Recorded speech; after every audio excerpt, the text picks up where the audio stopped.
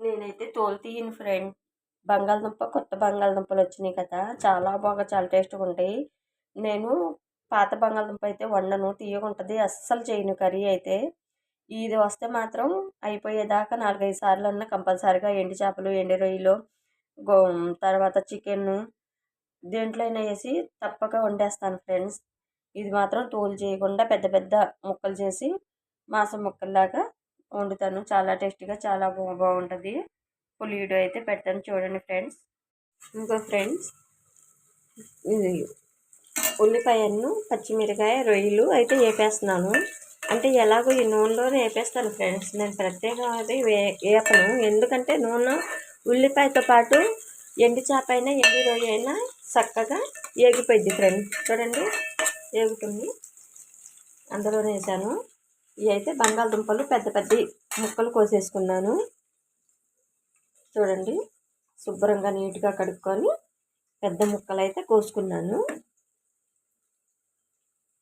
కొంచెం ఉడికిపోద్ది ఫ్రెండ్స్, ఇదైతే అసలు టైమే పట్టదు. ఉప్పు, కారం, పసుపు రెడీ చేసి పెట్టాను. ఇవి అయితే ఏగుతున్నాయి. కొద్దిగా ఏగాక దుంపలు కూడా వేసేసి కొంచెం సాల్ట్ వేసి కొంచెం సేపు మగ్గనిద్దాం. మగ్గాక అప్పుడు టమాటాలు వేసి ఉప్పు, కారం, పసుపు వేసి లాస్ట్లో దింపుకునే ముందు కొత్తిమీర అయితే వేస్తాను ఫ్రెండ్స్.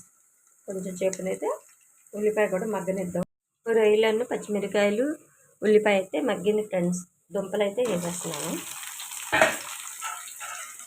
దుంపలు కొంచెం సేపు కొంచెం సాల్ట్ వేసి మగ్గనిద్దాము. మగ్గాక అప్పుడైతే టమాటాలు వేసుకుందాం.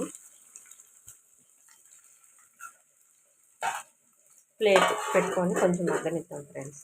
అయితే కోసి పెట్టేసాను ఫ్రెండ్స్. చూడండి బంగాళదుంపలు అయితే మగ్గినాయి. మగ్గింది ఫ్రెండ్స్. చూడండి టమాటాలు అయితే వేస్తున్నాను. ఇవి కూడా కొంచెం సేపు మగ్గనిద్దాం. కొంచెం సేపు మగ్గాక అప్పుడు పసుపు, కారం వేసేద్దాం. ప్లేట్ అయితే పెట్టేసి కొంచెం సేపు మగ్గనిద్దాం. చూడండి ఫ్రెండ్స్ చక్కగా మగ్గిపోయింది. ఇందులో అయితే పసుపు, ఉప్పు, కారం అయితే వేసేస్తున్నాను. చూడండి వాటర్ కూడా పోసేస్తున్నాను ఫ్రెండ్స్. చూడండి వాటర్ కూడా పోసేసాను. కొంచెం సేపు ఉడికాక దగ్గరకు వచ్చాక కొత్తిమీర అయితే వేసుకుందాం. అయితే పెడుతున్నాను. అన్నం అయితే ఉడుకుతుంది.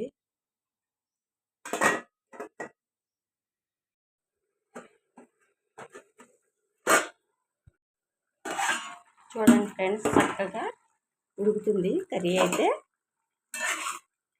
దగ్గరకు వచ్చేసింది కర్రీ. ఇందులో కొత్తిమీర అయితే వేసేస్తున్నాను.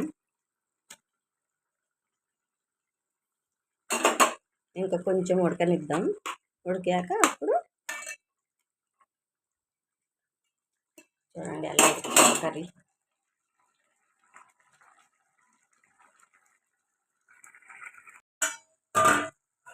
చూసారా ఫ్రెండ్స్ ఉడికింది. కర్రీ అయితే చాలా టేస్టీగా చాలా బాగుంది ఫ్రెండ్స్. అసలు ఎంత బాగుందంటే అసలు అంత బాగుంది. కలర్ఫుల్గా ఎంత బాగుందో చూడండి. కర్రీ అయితే ముక్క కూడా చక్కగా ఉడికిపోయింది ఫ్రెండ్స్. చూసారా షేర్వ అయితే ఇంత మాత్రం ఉండాలి ఫ్రెండ్స్, లేకపోతే అన్నంలో కలవదు కదా. చూడండి